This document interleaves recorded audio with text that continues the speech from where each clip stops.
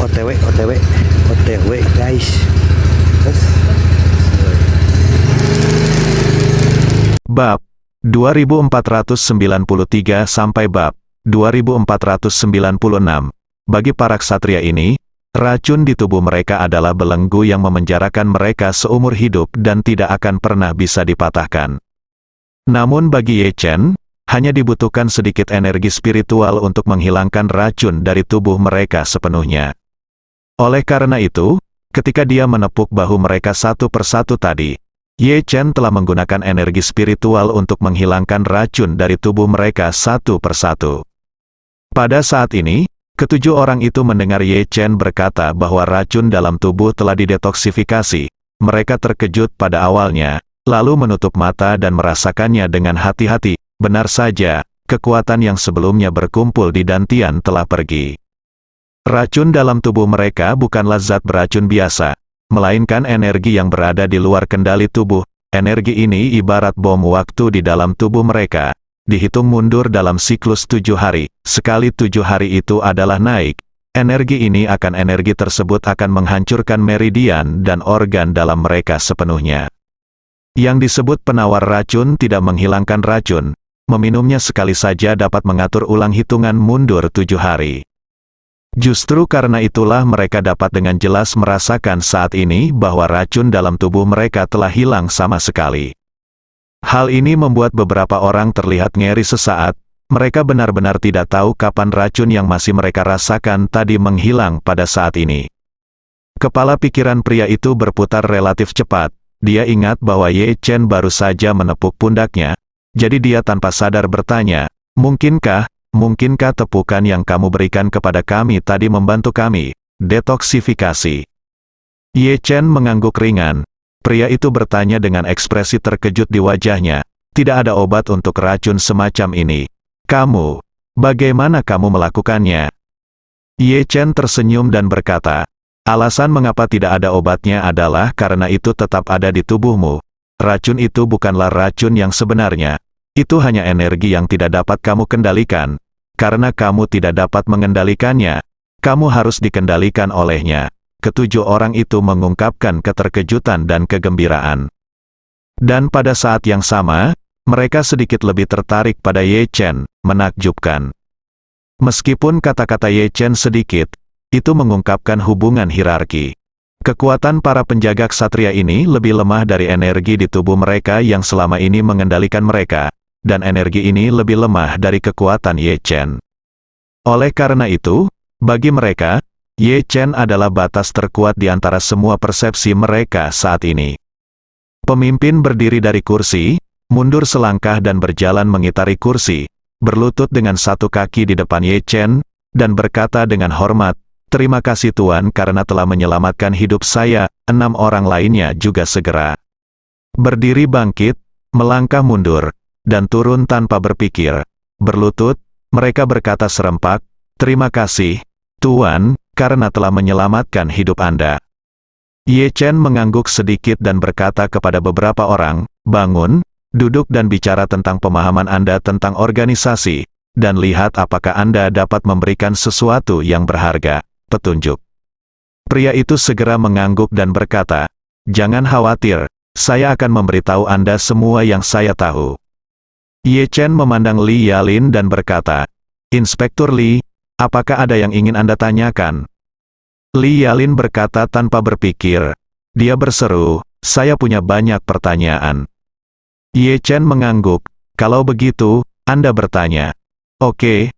Li Yalin segera mengangkat buku catatannya. Selama percakapan Ye Chen dengan beberapa orang tadi, dia sudah membuat daftar sebuah pertanyaan muncul yang ingin saya ketahui. Beberapa pertanyaan pertama sebenarnya ditanyakan oleh Ye Chen saat berada di Bergen, Eropa Utara.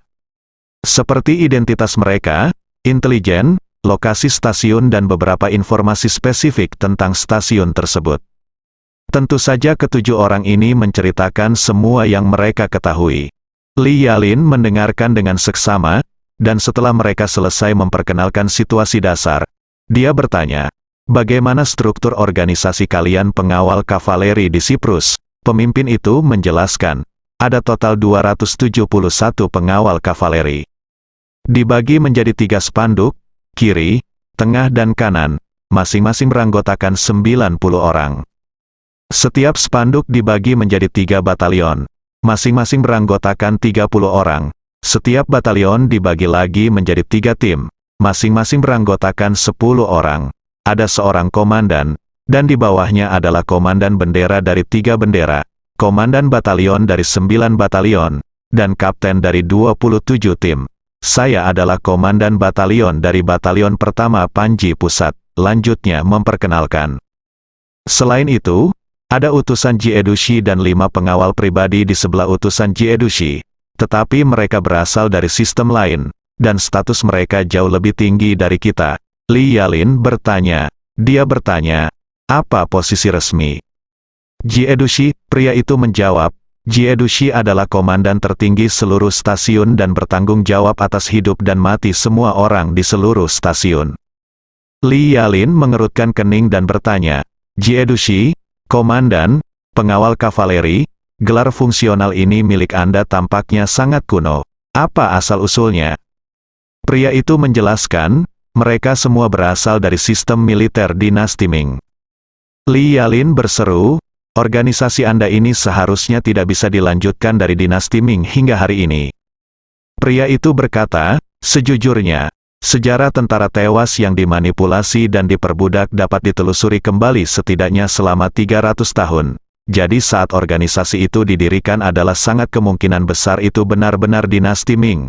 Tetapi ini hanya spekulasi, dan saya tidak tahu situasi spesifiknya. Li Yalin tidak bisa menahan nafas. Lalu dia menenangkan diri dan bertanya lagi, kalau begitu, apakah Anda memiliki identitasnya, informasi dari utusan Jedu ini? Tidak, pria itu menggelengkan kepalanya dan berkata, struktur internal stasiun sangat ketat. Meskipun kami, pengawal kavaleri, memiliki status lebih tinggi daripada tentara yang tewas, kami masih objek perbudakan oleh organisasi. Kami diperintahkan untuk melakukan apapun yang kami lakukan setiap hari. Saya tidak tahu identitas spesifik utusan Jiedushi itu. Li Yalin mengerucutkan bibirnya dan bertanya lagi, jika kita membaginya menurut kekuatan, kelompok mana yang memiliki kekuatan terkuat di antara utusan Jiedushi, pengawal pribadi utusan Jiedushi, penjaga kavaleri heroik, dan tentara yang tewas, kuat, pria itu berpikir sejenak dan berkata, kami belum pernah melihat Jiedushi dan pribadinya penjaga mengambil tindakan. Tetapi kekuatan kita umumnya lebih kuat daripada prajurit yang mati, karena kita sendiri menonjol dari prajurit yang mati. Li Yalin bertanya kepadanya, apakah penunggang ksatria Anda sering melakukan misi? Pria itu menjawab, ksatria penjaga hanya melakukan misi darurat. Setelah itu, dia memperkenalkan lebih lanjut, misi normal biasanya dilakukan oleh tentara yang mati. Kami prajurit mati yang akan menjalankan misi akan dipilih terlebih dahulu, dan kemudian mereka akan dimasukkan ke dalam koma yang dalam. Sebelum pemberangkatan, kemudian diserahkan kepada tukang pos untuk diangkut ke lokasi misi. Namun waktu persiapan seperti ini relatif lama, dan tidak ada waktu untuk keadaan darurat. Jadi jika ada keadaan darurat kami pengawal kavaleri, akan bertanggung jawab atas kejadian tersebut. Li Yalin bertanya lagi, kalau begitu tolong jelaskan kepada saya semua detail misi yang Anda terima kali ini. Pria itu berpikir sejenak dan berkata dengan nada yang jelas, kami sementara misi diterima hanya beberapa jam sebelum keberangkatan. Jiedushi memberikan gambar 8 orang Nordik kepada komandan. Komandan memilih kami bertujuh berdasarkan karakteristik fisik 8 orang di foto dan menyerahkannya ke tambang tembaga. Setelah menempatkan tentang riasan, dia memimpin tim dan naik pesawat ke Bergen. Li Yalin merasa sedikit rumit pada awalnya. Dia berkata kepada Ye Chen, Tuan Ye, organisasi ini memiliki struktur yang ketat dan isolasi informasi antara setiap lapisan sangat baik. Bahkan pengawal Xiaoqi hanya mengetahui semua informasi orang dalam. Terbatas pada stasiun mereka dan beberapa bisnis tersembunyi di sana, hampir tidak ada hal lain yang diketahui. Melihat seperti ini, jika Anda ingin mengetahui informasi lebih dalam, Anda harus menemukan Jiedushi. Ye Chen mengangguk dan berkata, utusan Jedu mungkin tidak mengetahui banyak informasi berharga. Li Yalin tiba-tiba teringat sesuatu dan bertanya kepada Ye Chen dengan cepat. Tuan Ye, Anda baru saja mengatakan bahwa racun di tubuh mereka perlu diminum secara teratur untuk menunda timbulnya, kan? Ye Chen sedikit mengangguk. Itu benar, Li Yalin bertanya. Lagi, 547. Anda tentara mati yang tinggal di dekat Sri Lanka juga perlu minum obat secara teratur, kan? 547 mengangguk dengan jujur. Ya, Inspektur Li. Li Yalin kemudian memandang pria itu. Seorang penjaga ksatria bertanya kepadanya, bagaimana, apakah kamu mendapatkan obat yang kamu minum setiap minggu? Apakah ada cadangan besar di tambang tembaga? Atau adakah yang datang untuk mengantarkannya sesekali? Pria itu buru-buru berkata, obatnya diantar tepat waktu. Dan semuanya dikirim dengan kapal barang antara kami dan Turki. Sejumlah besar bahan yang kami butuhkan juga dikirim melalui kapal barang. Li Yalin mengangguk dan bergumam, artinya, jika ada cara untuk memutus pasokan penawarnya, maka semua prajurit yang mati dan semua ksatria di seluruh stasiun tidak akan bertahan selama 7 hari, kan?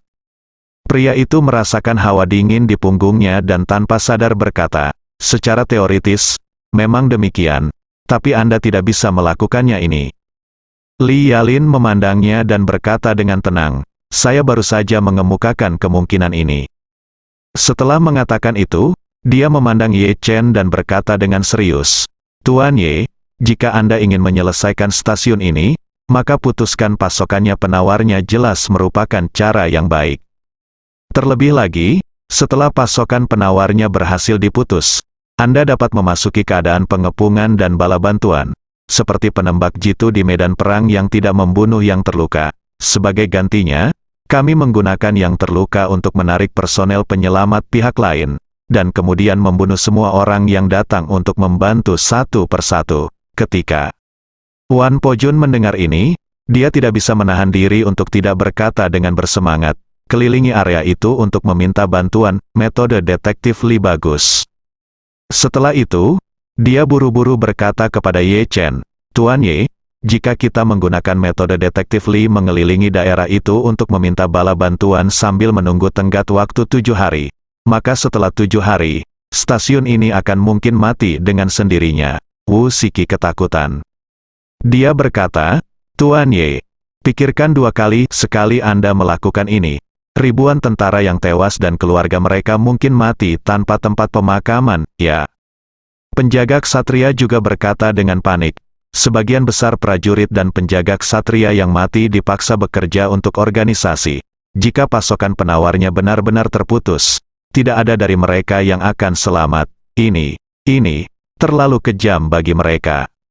Setelah mengatakan itu, dia memandang Ye Chen dan memohon, Tuan, mohon diperhatikan bahwa kami semua terpaksa tidak punya pilihan selain meninggalkan jalan bagi kami dan kerabat serta teman kami untuk bertahan hidup. Ye Chen tidak berbicara. Setelah berpikir sejenak, pria itu berkata, meskipun metode memotong penawarnya mudah digunakan, itu memang tidak terlalu manusiawi. Sekali berhasil, ribuan nyawa tidak akan ada lagi. Pada titik ini, Ye Chen tiba-tiba melihat Ki-hei keempat Mei dan pengawal kavaleri bertanya dengan serius, jika suatu hari, Anda menemukan bahwa setelah meminum obat penawar yang diberikan oleh organisasi, racun di tubuh Anda tidak tertunda, tetapi tiba-tiba hilang sama sekali, apa yang akan kamu lakukan? Apa reaksinya? Kata-kata Ye Chen membuat ketujuh penjaga ksatria dan Wu Siki yang duduk di sisi lain tercengang. Mereka tidak tahu mengapa Ye Chen tiba-tiba menanyakan pertanyaan seperti itu. Tetapi ekspresi 8 orang ini tampak sedikit bersemangat saat ini. Wu Siki adalah orang pertama yang berbicara, mengepalkan tinjunya dan berkata dengan tegas, Tuan Ye, jika itu benar-benar seperti yang Anda katakan, kami tentara yang mati pasti akan mengatur diri mereka sendiri untuk keluar dari pengepungan, bahkan jika kami mati, kami akan mati di bawah matahari. Pria yang dipimpin oleh Zong juga berkata tanpa sadar, itu benar. Tuan Ye, jika ini terjadi, para ksatria pasti akan mengambil kesempatan untuk bertarung sampai mati. Wu Siki menghela nafas untuk semua tentara mati, organisasi belenggu orang mati terutama adalah racun dalam tubuh dan keluarganya. Setelah masalah racun teratasi, orang mati dapat menggunakan kekuatannya sendiri untuk mempertahankan keselamatan orang yang dicintainya sampai mati, dan memiliki kesempatan untuk memimpin keluarganya untuk melarikan diri.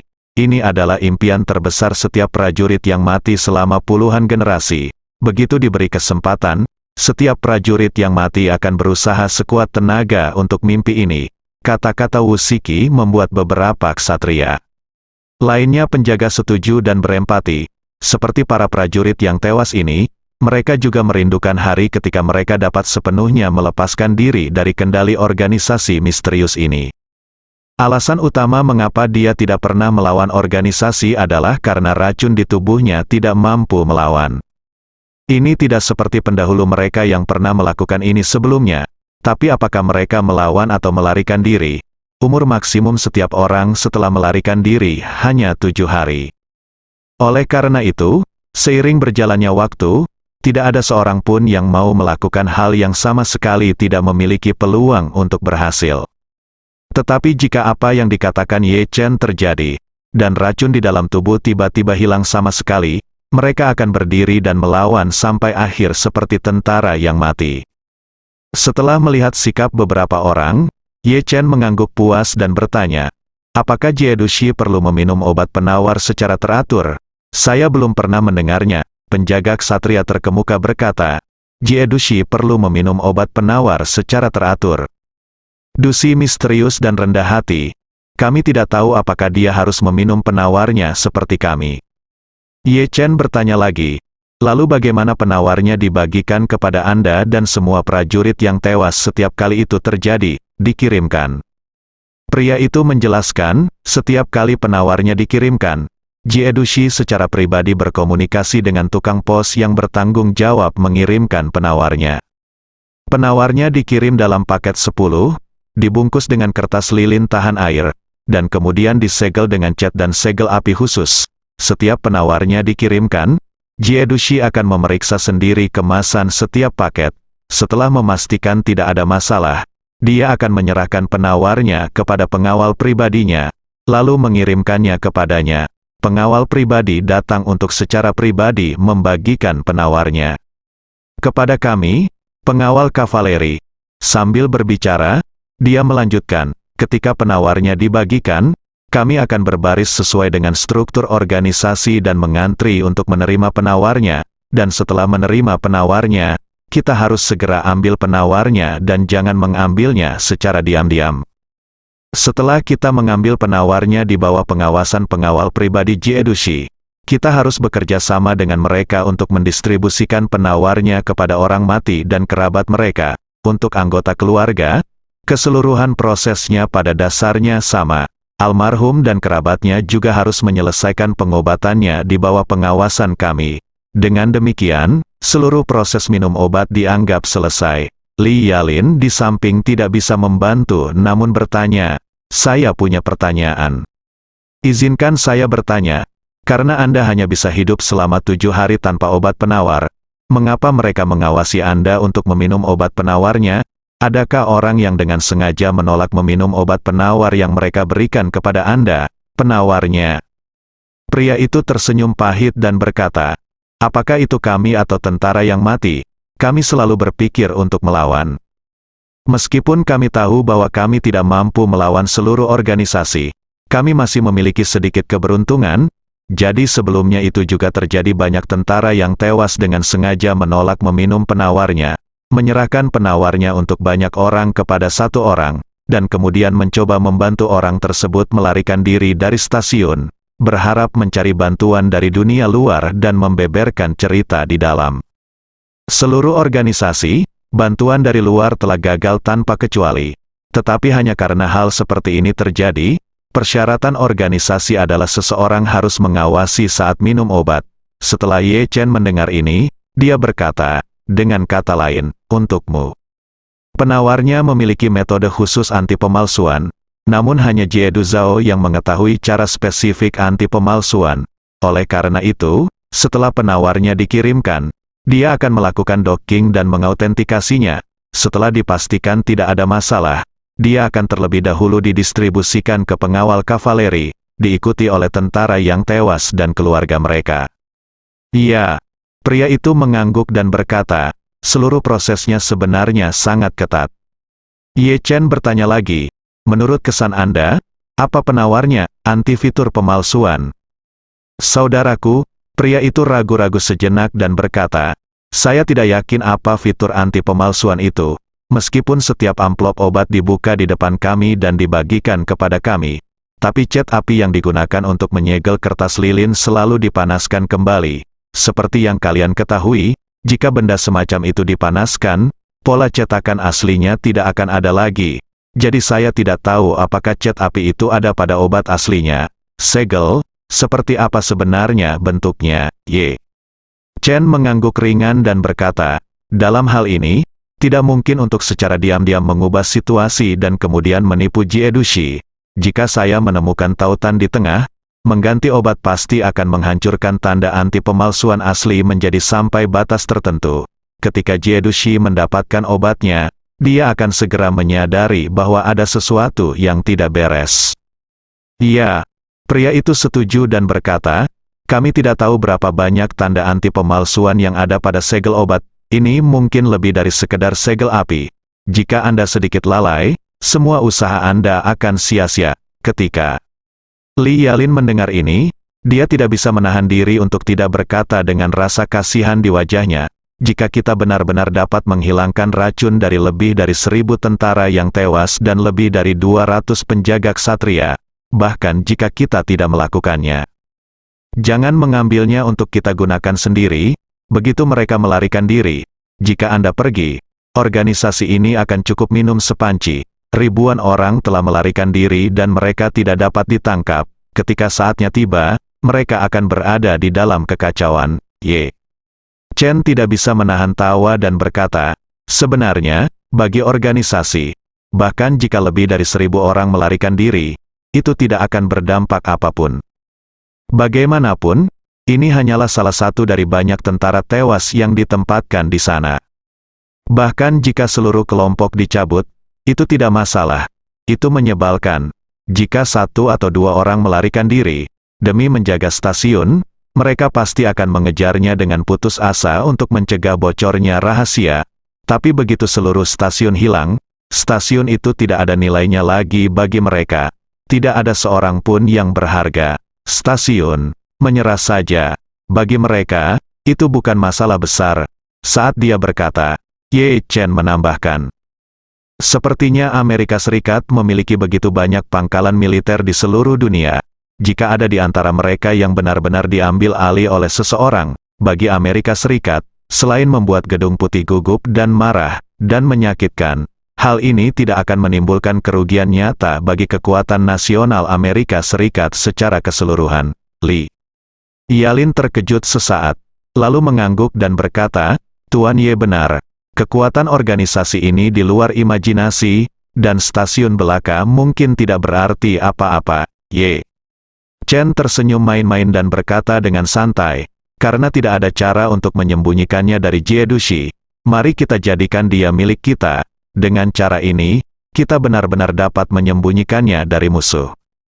Pemimpin pengawal kavaleri bertanya dengan bingung, Tuan Ye, bagaimana rencana Anda untuk mewujudkan gagasan ini?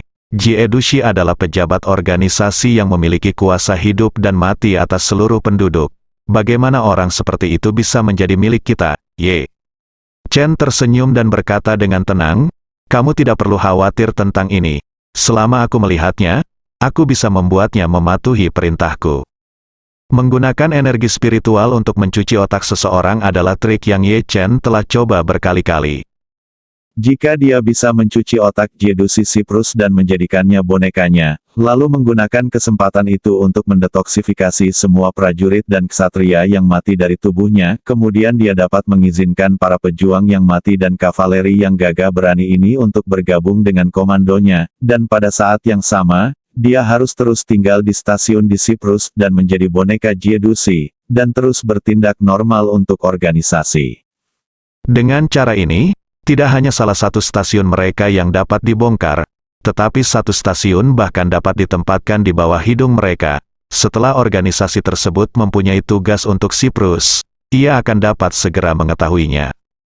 Memikirkan hal ini, Ye Chen bertanya kepada mereka, jika tentara yang mati dan penjaga ksatria sangat ingin mematahkan belenggu ini seperti yang Anda katakan, saya dapat memberi mereka kesempatan ini pada saat itu. Tetapi prasyaratnya adalah mereka harus bersumpah setia kepada saya, dan bergabung dengan Istana Wanlong, jika mereka setuju untuk tinggal di stasiun setelah detoksifikasi dan bersiap menghadapi kekalahan total organisasi. Apakah menurut Anda mereka akan setuju?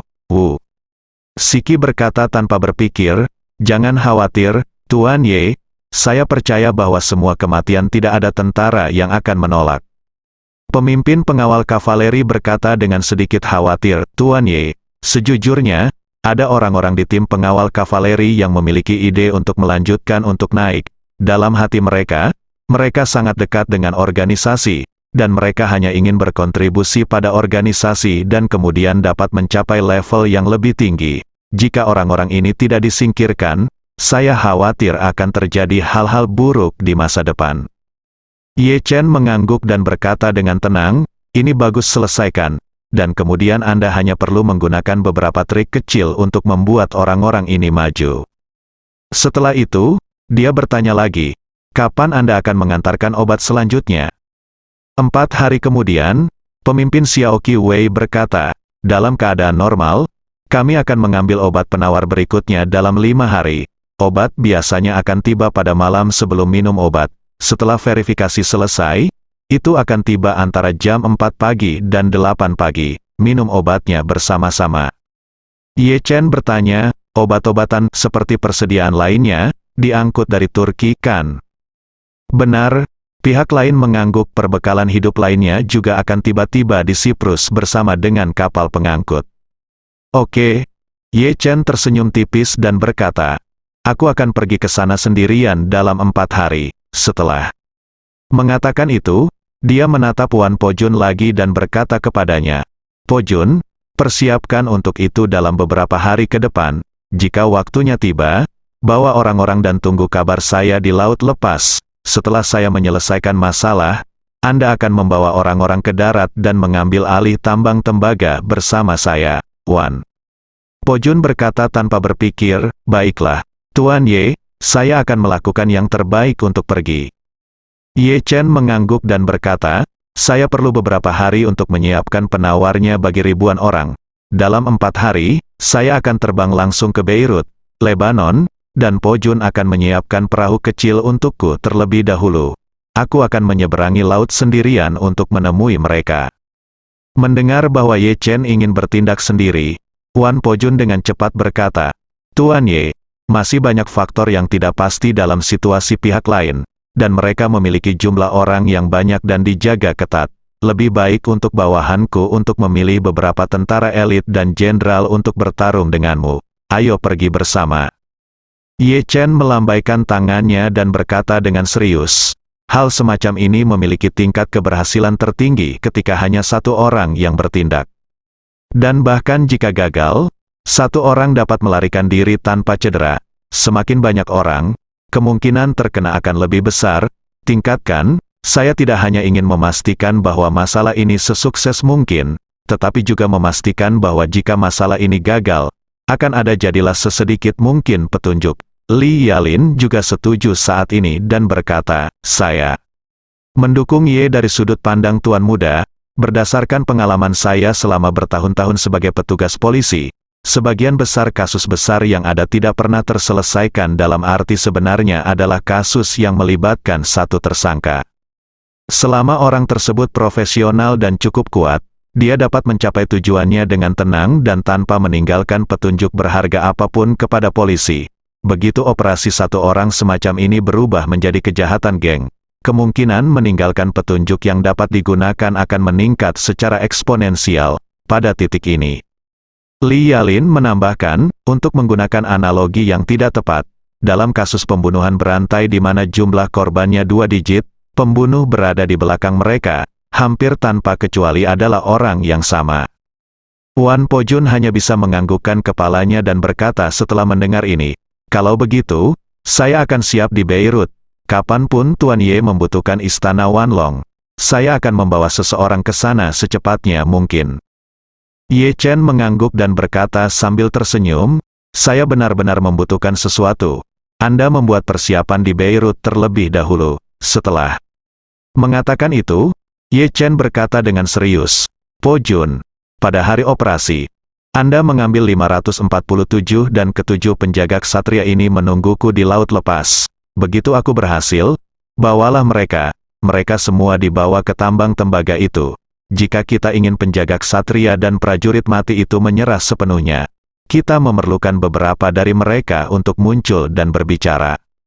Wan Po Jun berkata tanpa berpikir, baiklah, Tuan Ye, bawahan saya telah mengatur kapal pesiar terlebih dahulu di laut lepas, menunggu kabar Anda. Ye Chen mengangguk, memandang Wu Shiki dan 7 penjaga ksatria lainnya, dan berkata, jika waktunya tiba, akan sulit bagi kalian semua untuk melakukan perjalanan. Jika masalah ini berhasil, itu akan membutuhkan kerjasama kalian. Kelola stasiun ini untuk saya, ke-8 orang tersebut setuju tanpa ragu-ragu. Rencana Ye Chen yang berani dan radikal membuat mereka semua sangat bersemangat. Jika hilangnya racun di dalam tubuh mematahkan belenggu yang telah dipegang organisasi selama bertahun-tahun, maka mengikuti Ye Chen untuk merebut seluruh stasiun adalah langkah pertama peluncurannya. Serangan balik terhadap organisasi, langkah. Kemudian, Ye Chen bertanya kepada beberapa orang, semuanya, bisakah Anda menjelaskan kepada saya seperti apa penawar racun yang biasanya diberikan organisasi ini kepada Anda? Wu Shiki adalah orang pertama yang berbicara, kami meminum pil bundar dengan diameter sekitar 1 cm, warnanya berwarna coklat tua, dan permukaannya memiliki kilau tertentu. Beberapa ksatria lainnya juga mengangguk, dan pemimpinnya berkata, kami mengambil hal yang sama. Ye Chen mengerutkan kening dan mengeluarkan obat mujarab yang menyebarkan darah dan menyelamatkan jantung datang dan dia bertanya, apakah terlihat mirip dengan yang ini? Wu Shiki mengangguk, pada dasarnya, ini sangat mirip, tetapi warna ramuanmu tampaknya lebih baik. Ye Chen He berkata sambil berpikir, sepertinya penawarnya memberi Anda juga dibuat menggunakan teknik pengobatan tradisional Tiongkok. Li Yalin di samping memikirkan sesuatu saat ini dan berkata, ngomong-ngomong, saya punya pertanyaan. Anda baru saja mengatakan bahwa penawarnya akan diminum dalam 5 hari, tapi penawarnya tidak akan dikirim ke stasiun Anda sampai 4 hari kemudian. Bukankah para manajer organisasi khawatir jika ada masalah selama proses transportasi, penawarnya tidak akan dikirimkan tepat waktu? Apakah akan membunuh semua orang jika itu terjadi? Dikirimkan. Penjaga ksatria terkemuka menggelengkan kepalanya dan berkata, ini hanya proses transportasi harian. Dalam keadaan normal, penawarnya dikirimkan 1 hari sebelumnya. Selama tidak ada kecelakaan, itu tidak akan mempengaruhi waktu minum obatnya. Tidak masalah jika ada kecelakaan. Jiedushi memiliki cadangan yang cukup untuk lebih dari 2 bulan. Tetapi cadangan ini hanya akan digunakan dalam keadaan darurat. Setelah itu, dia menambahkan, saya tidak tahu itu dalam beberapa tahun terakhir. Entah kenapa, tidak ada obat penawar yang datang selama 3 minggu berturut-turut. Selama 3 minggu itu, kami mengandalkan cadangan Jiedushi. Tapi di minggu keempat, obat penawar lanjutan sudah dikirimkan. Li Yalin bertanya buru-buru. Tahukah Anda alasan mengapa tidak ada obat penawar selama 3 minggu? Pria itu menjawab, itu tidak jelas. Li Yalin bertanya lagi, apakah transportasi material Anda dengan Turki berhenti selama 3 minggu itu? Pria itu berkata, transportasi material kami dengan Turki sangat stabil. Pengangkut pada dasarnya berangkat seminggu sekali. Li Yalin sedikit mengangguk dan berkata, karena semuanya normal di Turki, maka penawarnya tidak boleh diproses dan dibuat di Turki. Turki juga harus menjadi titik transit. Masalahnya adalah jalur dari stasiun sebelumnya ke Turki. Seharusnya begitu. Pria itu berkata tanpa daya, ada banyak hal yang kami hanya tahu sedikit tentangnya. Dan tidak memahami situasi yang lebih dalam. Li Yalin memandang Ye Chen dan berkata dengan serius, Tuan Ye, jika rencana Anda kali ini dapat berhasil diwujudkan, maka saya sarankan Anda harus mencari kesempatan untuk mengikuti petunjuk dan mengikuti contoh Turki. Pabrik tembaga juga dirobohkan. Sistem hierarki organisasi ini terlalu ketat, dan blokade informasi juga sangat ketat. Prajurit yang mati tidak tahu apa yang terjadi di atas tanah, dan para penjaga ksatria tidak tahu apa yang terjadi di luar stasiun. Dilihat dari tren ini, saya berspekulasi bahwa Jiedushi di stasiun itu mungkin tidak tahu terlalu banyak. Jika mereka naik satu tingkat, mereka seharusnya menjadi pabrik peleburan tembaga di Turki. Pabrik peleburan tembaga pasti tahu lebih banyak. Ye Chen mengangguk dan berkata setuju. Analisis Inspektur Lee sangat bagus. Masuk akal? Pabrik peleburan tembaga harus menjadi eksistensi dengan peringkat tertinggi dalam organisasi yang saat ini kita ketahui. Li Yalin menambahkan. Selain itu, petunjuk penawarnya juga sangat penting. Resimen 547 ditempatkan di dekat Sri Lanka, dan pengawal kavaleri ini ditempatkan di Siprus. Tetapi penawar yang mereka ambil memiliki spesifikasi yang sama. Ini sangat penting, mungkin diproses di pabrik pengolahan. Setelah penawarnya diproses secara batch di pabrik pengolahan ini, kemudian didistribusikan ke seluruh dunia. Jika demikian, maka jalur distribusi penawarnya adalah petunjuk penting yang menghubungkan keseluruhan organisasi, kata Li Yalin membuat mata Ye Chen berbinar. Kesan terbesar yang diberikan organisasi ini kepadanya adalah pembagian tingkat internal yang jelas dan pemblokiran ekstrim terhadap petunjuk dan informasi. Selain itu, banyak stasiun pada dasarnya beroperasi secara independen dan sangat rahasia. Bahkan jika mengungkap lokasi tidak akan mengungkapkan petunjuk akurat tentang organisasi tersebut. Namun, seperti yang dikatakan Li Yalin, jika penawarnya terkonsentrasi diproduksi oleh organisasi ini, maka selama Anda mengikuti petunjuk penawar tersebut kembali ke sumbernya, Anda pasti dapat menemukannya, organisasi yang memproduksi penawarnya, lokasi tertentu. Selain itu, penawarnya sangat penting bagi organisasi. Setelah lokasi produksi penawarnya ditemukan, tidak jauh dari menemukan inti organisasi. Awalnya, sikap Ye Chen terhadap organisasi misterius ini adalah sebisa mungkin menahan diri dan hanya melakukan penembak jitu pada pengiriman global 6 pesawatnya. Namun, setelah mengetahui situasi stasiun pihak lain di Siprus, Ye Chen tiba-tiba menemukan bahwa model manajemen stasiun tentara yang mati tampaknya tidak dapat dipecahkan, tetapi nyatanya hal itu meninggalkannya pada titik puncaknya. Selama dia bisa dengan tenang mengendalikan Jiedushi Siprus, dan kemudian membebaskan semua prajurit dan ksatria Siprus yang mati dari racun yang secara berkala muncul di tubuh mereka, dia bisa langsung membunuh organisasi misterius itu tanpa membunuh satu pukulan pun atau bahkan memperingatkan orang misterius ini. Organisasi seluruh stasiun Dead Soldier ada di saku. Terlebih lagi, semuanya sangat mungkin dilakukan. Pertama-tama tidak sulit baginya untuk membuat penawarnya. Jika dia ingin menghilangkan racun di tubuh orang-orang ini, dia hanya membutuhkan sedikit energi spiritual. Dia bisa menggunakan sedikit pil peremajaan dan pil Sang Sui Jiuxin sebagai obat dasar, dan cukup konfigurasikan kumpulan pil kerja cepat yang dapat memastikan bahwa prajurit yang tewas ini dapat segera melepaskan diri dari belenggu racun setelah meminum obat tersebut. Kedua, tidak sulit untuk menembus tambang tembaga yang berbentuk tong besi ini. Karena pada tong besi tersebut terdapat celah yaitu kapal barang yang melakukan angkutan antara Turki dan Turki. Seperti yang dikatakan Qiao Qiwei, untuk memastikan bahwa mereka tidak diperhatikan oleh dunia luar, mereka telah memastikan produksi tambang tembaga yang stabil, dan juga membangun pabrik peleburan tembaga di Turki untuk mencerna tambang tembaga pada titik tertentu. Biji tambang tembaga memiliki output yang stabil dan saluran penjualan yang tetap, baik barang maupun dana, arah dan jalur alirannya sangat jelas, sehingga tidak ada kelainan yang terlihat dari dunia luar. Faktanya, jika hanya untuk memastikan produksi normal tambang tembaga, organisasi tersebut tidak perlu membangun pabrik peleburan tembaga terpisah di Turki. Toh, biji tembaga yang dihasilkan oleh tambang tembaga itu sendiri tidak mengandung petunjuk apapun, kepada siapapun dijual, secara teoritis tidak ada dampaknya. Namun tujuan mendasar dari organisasi yang mendukung pabrik peleburan tembaga di Turki ini adalah untuk memastikan bahwa kebutuhan material di dalam tambang tembaga dapat dipenuhi sepenuhnya. Karena jumlah orang yang terpapar pada tambang tembaga ini hanya beberapa ratus. Namun sebenarnya jumlah orang yang tinggal di dalamnya mencapai beberapa ribu. Jika bahan hidup yang dibutuhkan oleh ribuan orang ini dibeli langsung dari Siprus, itu akan terjadi. Perbedaan kuantitatifnya pasti akan menimbulkan kecurigaan masyarakat setempat. Ini malapetaka, mereka harus memiliki saluran yang aman untuk memasok material secara diam-diam ke dalam tambang tembaga.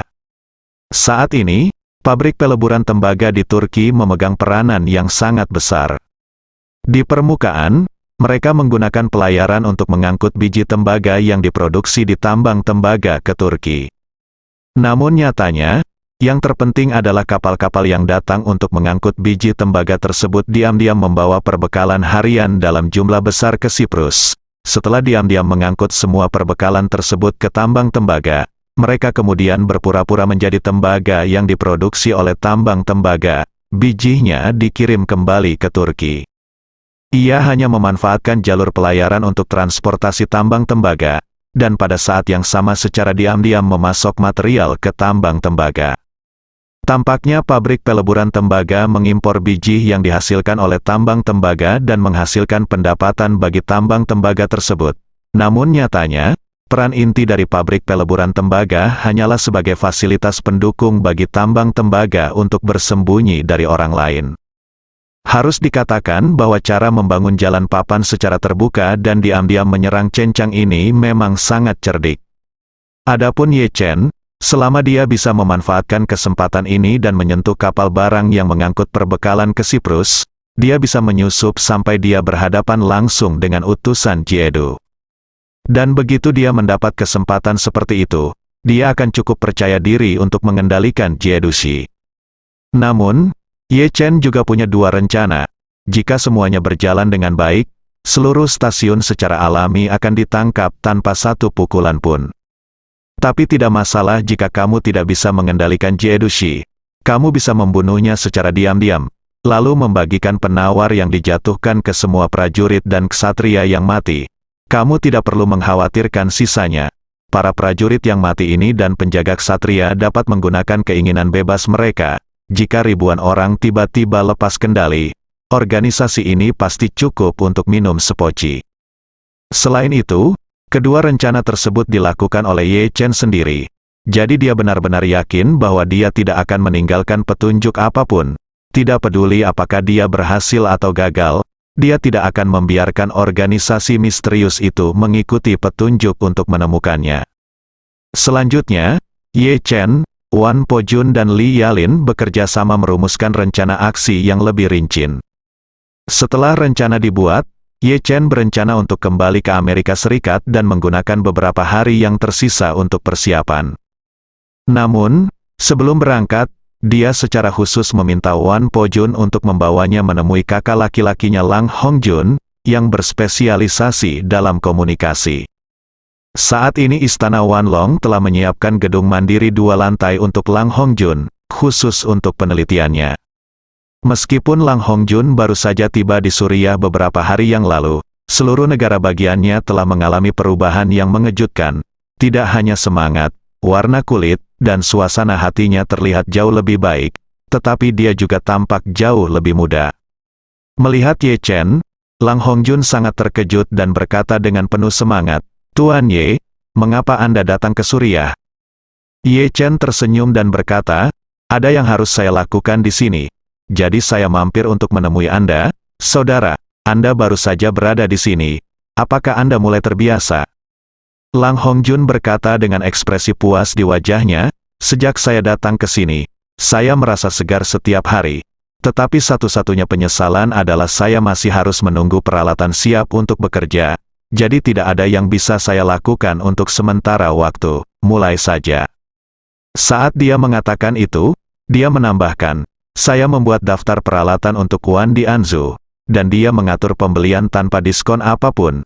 Yang saya inginkan pada dasarnya terkait dengan bidang komunikasi sipil terbaik dunia. Setelah peralatan ini tiba di Suriah, saya berencana untuk membangun sistem komunikasi terenkripsi terlebih dahulu yang dapat mencakup seluruh pangkalan. Dalam prosesnya, saya akan merancang algoritma enkripsi yang dapat disinkronkan setelah satelit diluncurkan. Ye Chen bertanya dengan rasa ingin tahu, saudaraku, kapan satelit kita akan diluncurkan ke langit? Lang Hongjun menjelaskan, baru-baru ini, orang-orang di bawah Wan Dianzu menggunakan shell perusahaan yang terdaftar di wilayah lepas pantai ke beberapa perusahaan. Perusahaan komunikasi ternama dunia memesan satelit komunikasi. Namun, satelit yang ada saat ini belum siap pakai dan perlu dijadwalkan untuk produksi. Setelah satelit keluar dari jalur produksi, kami akan mengangkutnya terlebih dahulu ke Suriah. Saya akan melakukan modifikasi tertentu pada satelitnya, dan kemudian menyerahkannya kepada perusahaan peluncuran komersial untuk diluncurkan. Namun, beban kerja terkait pengembangan algoritma dan modifikasi satelit sangat besar, diperkirakan akan memakan waktu 1 atau 2 paling cepat beberapa tahun. Ye Chen bertanya kepadanya, saudaraku. Jadi pasti akan sulit bagimu untuk menyelesaikan lebih banyak pekerjaan sendirian. Lebih baik merekrut lebih banyak orang untuk membantumu. Jika kamu dapat membangun tim komunikasi satelit, maka efisiensi pasti akan meningkat pesat. Lang Hongjun berkata tanpa daya, saya juga telah memikirkan hal ini. Tetapi ini tidak mudah untuk dicapai. Saya menghubungi beberapa kolega lama dan bawahan. Ketika mereka mendengar bahwa mereka akan bekerja di Suriah, mereka sedikit enggan. Selain itu, tempat kerja berada di dalam pangkalan. Saya juga khawatir orang luar yang masuk akan menyebabkan kebocoran, risiko. Ye Chen mengangguk dan berkata, kami tidak kekurangan uang, tetapi kami kekurangan waktu.